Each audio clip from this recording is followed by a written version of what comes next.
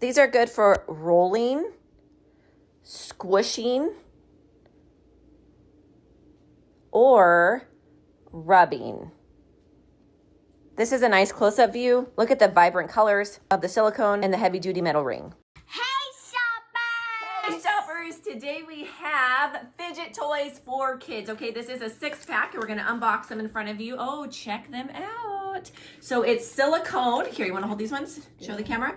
And metal. So the rings, you can just rotate, fidget, play. You can kind of just squeeze them. You can tap them. So it's a metal ring with silicone fidget rings around them, and there are 6.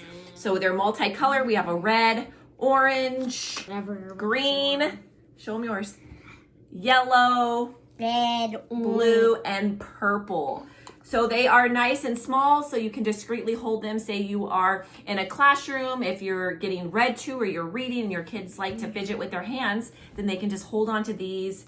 The silicone is a nice sensory feeling on your hands. You can take them and stretch them like this, kind of roll them. Making like a smush.